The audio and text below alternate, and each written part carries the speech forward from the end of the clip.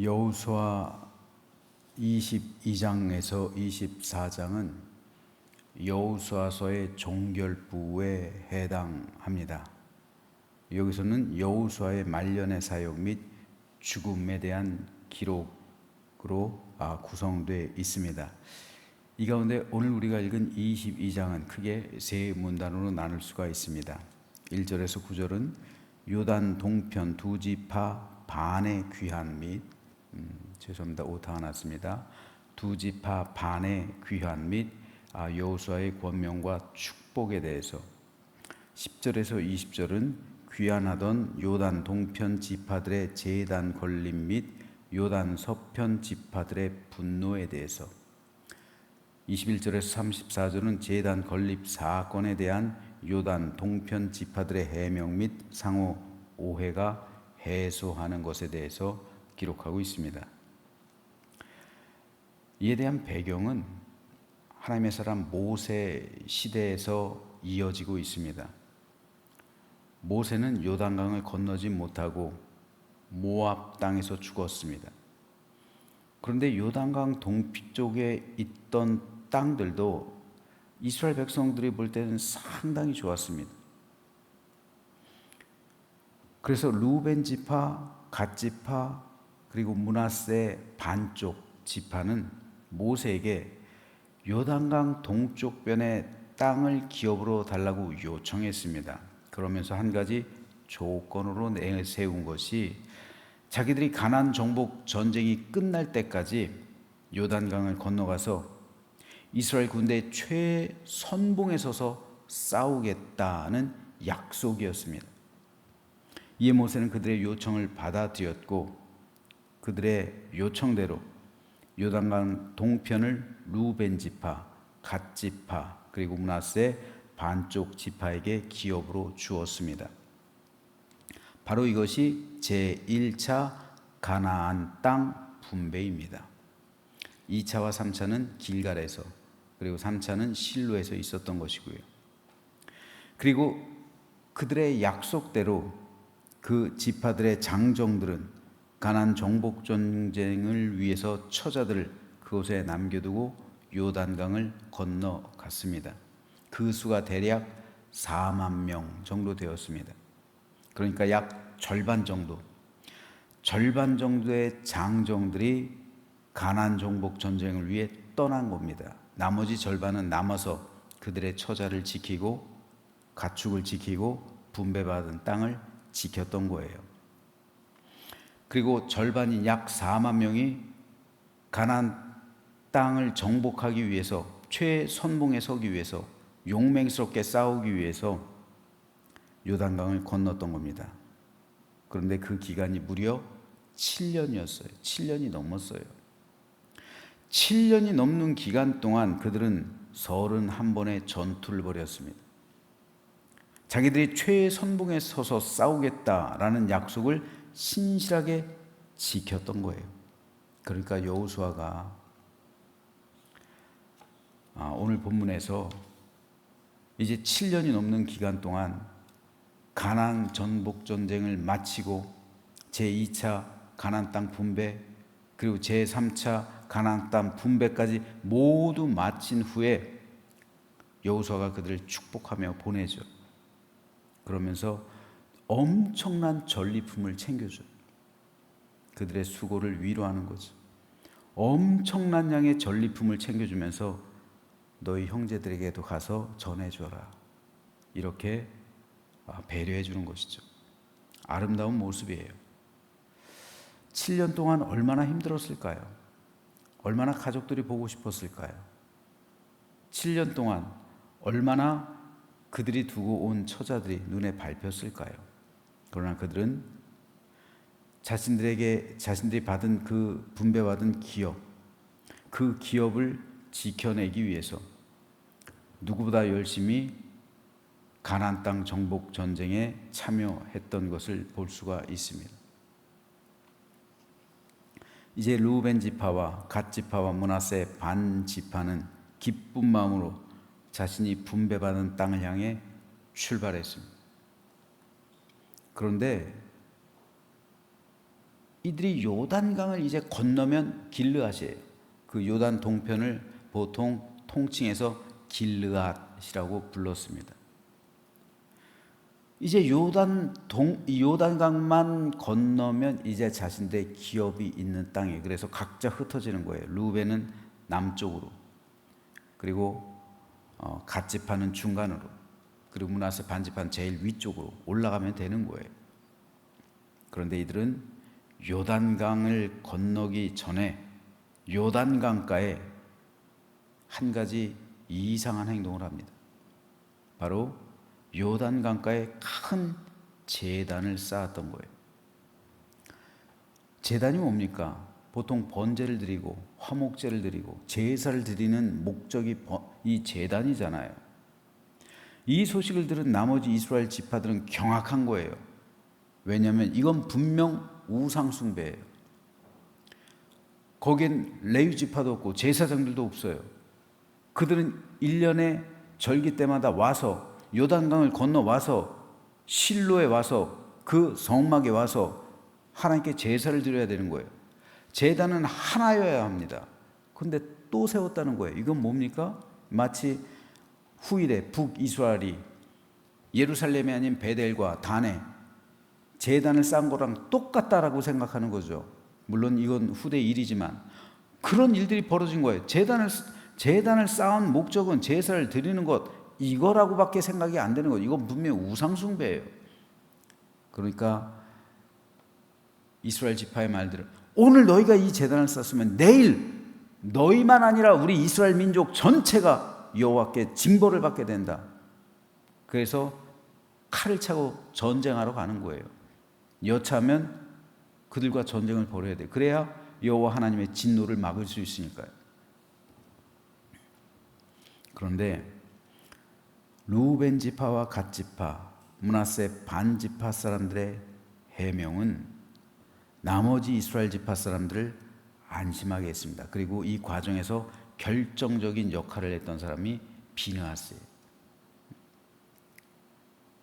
대제사장 비느하스가 오해를 푸른 거죠.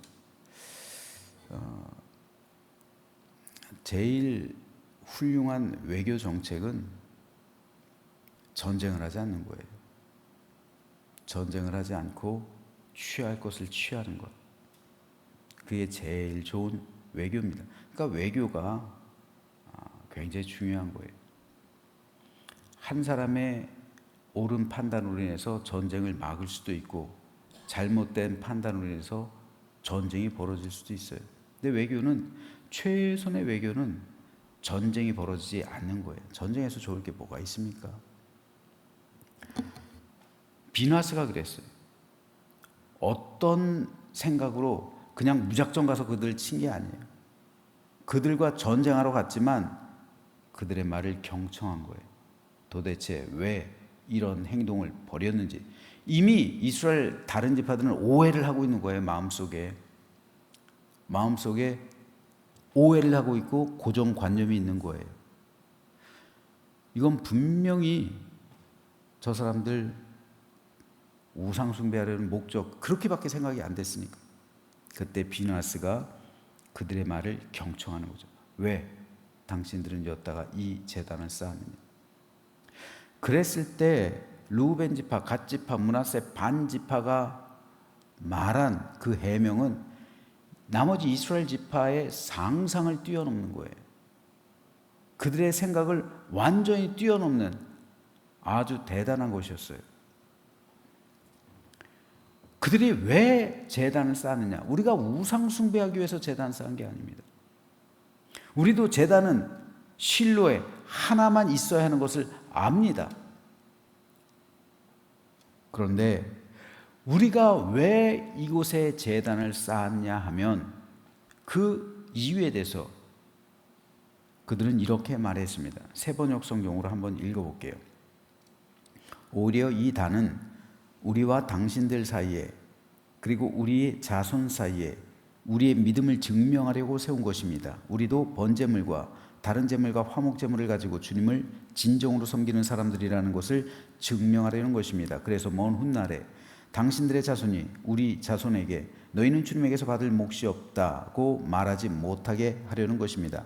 우리가 말한 대로 훗날 당신들의 자손이 우리에게나 우리 자손에게 그같이 말한다면 보아라, 이것은 우리 조상이 만든 주님의 제단의 모형일 뿐이다. 이것은 우리가 여기에서 번제물을 드리거나 다른 제물을 드리려고 만든 것이 아니다. 이것은 다만 우리와 당신들 사이의 관계를 증명하려는 것일 뿐이다 하고 대답할 수 있을 것입니다. 우리는 번제나 곡식 제사를 아무 데서나 함부로 드리는 일이나 다른 제물을 바칠 불법적인 단을 만들므로써 주님을 거역하거나 배반하는 일은 결코 하지 않을 것입니다. 우리는 주 하나님의 성막 앞에 있는 그 합법적인 단 외에는 어떤 제단도 쌓지 않을 것입니다. 루벤 지파, 갓 지파, 므낫세 반 지파 사람들은 후손들이 요단강을 국경으로 생각할 수 있다 후일에 판단한 거예요. 그래서 나머지 이스라엘 9지파 반이 가나안 땅의 경계는 요단강으로 확정할 수 있다. 그래서 국경을 그곳으로 자를 수 있다고 생각한 거예요. 요단강이 국경이 된다면 길르앗 땅, 즉 요단강 동쪽에 사는 사람들은 그들의 민족이 아니게 되는 거죠.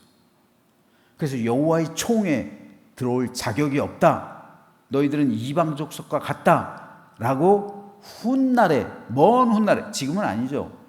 지금은 누구도 다 알죠. 하지만 먼 훗날 수백 년이 지난 다음에 너희들은 우리와 아무 관계 없는 족속이다 라고 판단할 수도 있다. 요단강을 경계로 그 판단을 내린 거예요. 그런 생각을 했던 겁니다. 여호와의 총에도 들어올 수 없는 자격이 우리 후손들에게 혹시라도 부여되지 않을까 그들은 걱정했던 거예요. 그래서 그들은 한 가지 증표를 만든 건데, 자기들의 후손들 역시 여호와 하나님의 백성이요 요단 서편의 이스라엘 지파들과 동족이라는 사실을 증거로 남겨두려고 했던 겁니다. 이것이 바로 제단이에요. 봐라, 이쪽에 있는 제단을 봐라. 실로에 있는 제단하고 똑같지 않냐?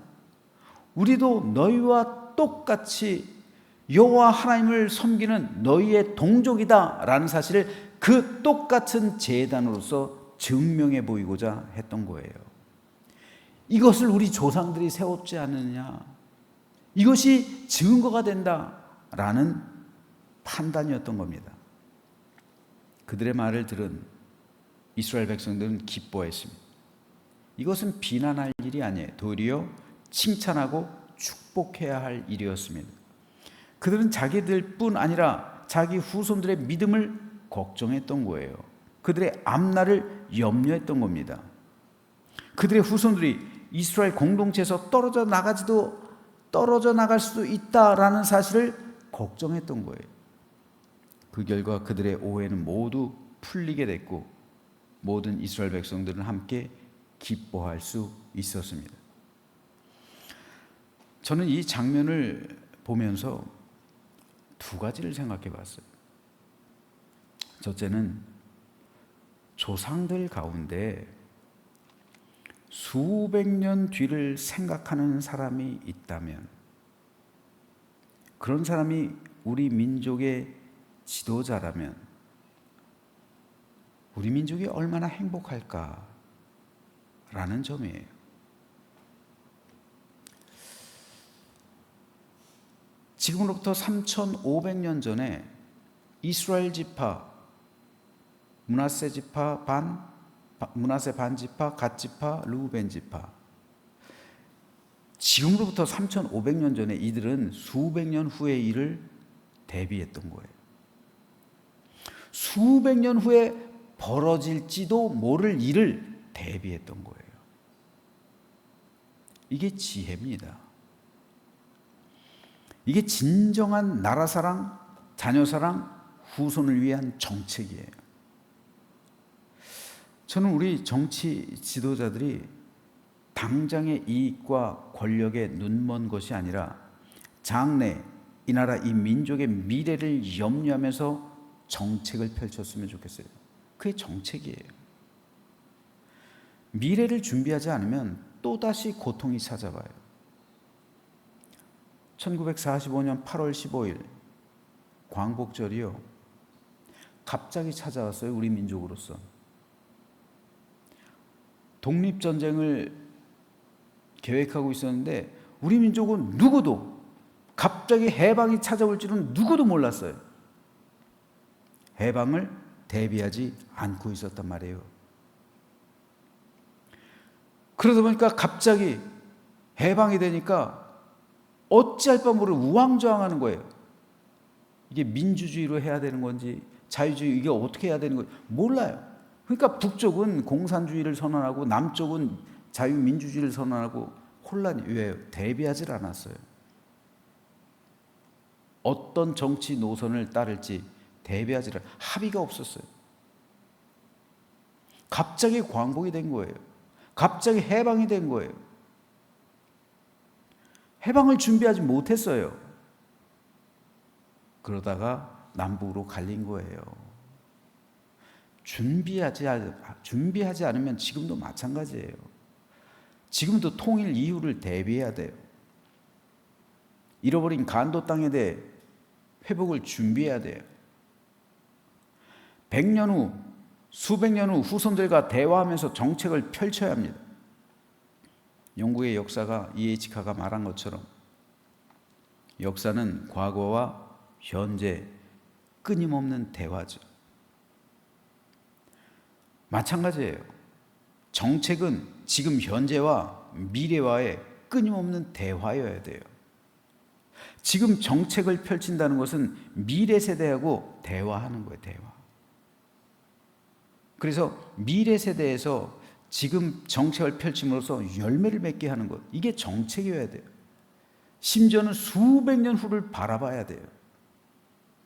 당장의 세대가 아니라 스피노자가 말한 것처럼 내일 지구가 멸망해도 한 그루 사과나무를 심는 그 마음. 사과나무를 심으면 손자가 먹는 거예요. 할아버지가 먹는 게 아니라 아들이 먹고. 이런 정책, 이런 지도자를 우리가 만날 수 있을까요? 이런 지도자, 이런 정치 지도자 필요합니다. 위에서 기도해 주시길 바랍니다. 그런데 이건요, 교회도 마찬가지예요. 교회도 100년 후의 세대와 대화를 해야 돼요.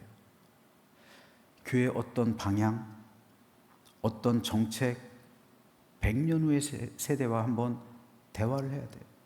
한번 잘못 이 교회가 꼬이면요, 다음 세대가 힘들어져요. 아, 왜 우리 믿음의 선배들 이렇게 해놔가지고 이렇게 힘들게 만들어? 이렇게 될 수 있어요. 100년 후. 그러니까 저도 고민이에요. 저도 100년 후 세대에게 어떤 유익을 끼칠 수 있을까, 우리 교회. 고민하는 게 있어요. 100년 후 세대에게 과연 어떤 유산을 이걸 남겨줘야 될까? 지금부터 2100년대를 살아갈 그 후손들이 우리 교회에서 어떻게 이거를 이어갈 수 있고, 어떻게, 야, 그때 우리 조상 참 해하니 감탄스럽다. 여러분, 이 땅을 남겨준 것도 대단한 거예요. 우리 선조들이요. 대단한 해안이에요. 그거. 자기들만 잘 먹고 잘 살고, 아, 우리 가난하니까 우리가 살기도 힘든데 하고 다 돈 잔치하고 자기들만 잘 먹고 잘 살고 당대는 편안하게 살아갈 수 있을지 몰라도 지금 우리 교회는 쪽박 차는 거잖아요. 근데 이걸 투자를 해놨기 때문에 지금 우리가 이렇게 편안하게 살아가고 있는 거 똑같은 거예요. 그럼 우리는 어떻게 이거를 신앙의 유산을 남겨줄까 고민해야죠. 100년 후, 200년 후. 제가 고민하는 게 한 가지 있어요. 은퇴하기 전에는 이걸 좀 해야 되지 않을까 싶은데 은퇴하기 전에 말씀드릴게요.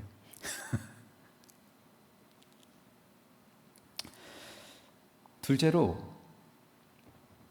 저는 오늘 이 말씀을 보면서 진심은 모든 사람을 감동시키고 모든 오해를 풀어준다는 사실을 다시 한번 깨닫게 됐습니다. 루벤 지파, 갓 지파, 므낫세 반 지파가 행한 행동과 그들이 한 말은 그 마음의 진심에서 우러나온 행동이고 말이에요. 진심에서 우러나오는 마음 속에 진심이 있으면 언젠가 통하는 거예요. 오해할 수 있어요. 사람들이 착각할 수도 있고요. 그리고 편견을 가질 수도 있어요. 하지만 그 마음이 진실하다면 진심으로 행동하게 될 것이고 진심의 말을 하게 될 것입니다. 그리고 언젠가 그 진심이 통할 때가 와요. 그리고 그 진심을 알고 사람들은 감동받게 됩니다. 마음이 감동할 때는요, 어떨 때 감동합니까? 진심을 알게 될 때 감동하는 거예요. 진심을 알게 될 때. 제가 언뜻 아무도 모르는데 우리 교회 와서 혼자 봉사하시는 분들 발견할 때가 있어요. 혼자 아무도 없는데 그냥 구석진 곳을 이렇게 봉사하고 있어요. 누가 찾아보지도 않죠. 몰래 해요. 마치 우렁각시처럼. 그럴 때 목사의 마음에 감동이 오는 거예요. 자기를 드러내지 않고 아무도 모르게. 그거 모르는 거예요. 그거 어떻게 알겠어요? 아마 10번 그렇게 봉사하면 한두 번 발견할까? 그렇겠죠. 한 번에서 한 번 발견하지 않아요. 10번 모르게 봉사하다가 어쩌다 한 번 마주치는 거죠. 그럴 때 제 마음에 감동이 와요. 야, 참 대단하시다. 힘들고 어려운데 저렇게 오셔서 남몰래 봉사를 하시고 말없이 가시면 제가 모른 척합니다. 물론 찾아가서 기도할 때도 있지만 모른 척할 때도 있어요. 그런 진심이 감동이 오는 거예요. 진심에서. 루벤 지파, 갓 지파, 므낫세 반 지파. 그 마음에 진실성이 있었어요. 진심했어요. 그러니까 그 마음이 진실하니까 말도 진실한 것이 나오는 것이고 행동도 진실하게 되는 거예요. 오해를 받았다 할지라도 그 말 듣는 사람들이 오히려 감동받게 되는 거예요. 우리가 살아가면서 때로 오해받을 때도 있어요. 나에게 편견 가질 수도 있습니다. 하지만 그 마음이 진실하다면 언젠간 모든 사람이 그 진실한 마음을 알게 될 때가 와요. 진실한 마음만큼 사람의 마음을 감동시키는 것은 없습니다. 진실한 마음에서 진실한 말이 나오고 진실한 행동이 나오는 거예요. 그러므로 성도는 늘 진실해야 합니다. 여러분, 진리는 변하지 않아요. 그렇죠? 시대와 상황과 환경에 따라 변한다면 그건 진리가 아닙니다. 하나님의 말씀과 복음은 진리이기 때문에 시대와 상황에 상관없이 변하지 않아요. 절대적인 거예요. 복음은요. 그러므로 그 진리의 복음이 내 안에 있다면 우리 마음은 그 진리에 따라 항상 진실성을 띠게 됩니다. 이로써 우리가 참된 그리스도인이 된다는 사실을 증명해 주는 거예요. 그러므로 저는 저와 여러분 모두가 진리의 복음에 따라 진실한 마음을 품고 그로써 진실한 행동, 진실한 말로 다른 사람에게 감동을 전하며 세상에 선한 영향력을 끼치는 믿음의 삶을 살아가게 되기를 소망합니다. 이로써 아는 거예요. 그리스도인은 진실해야 돼요.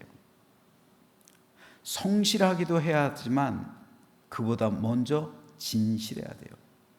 진실성이 있어야 되는 거예요. 가변적이 되어서는 안 된다고요. 그럴 때 하나님의 나라가 그 진실성 가운데 진리가 그 진실을 기초로 하고 있잖아요. 진리 위에 진실성이 있잖아요. 그래서 하나님 나라를 이 땅에 임하게 하는 증인의 삶을 살아가는 우리 모두가 되시기를 주님의 이름으로 축원합니다.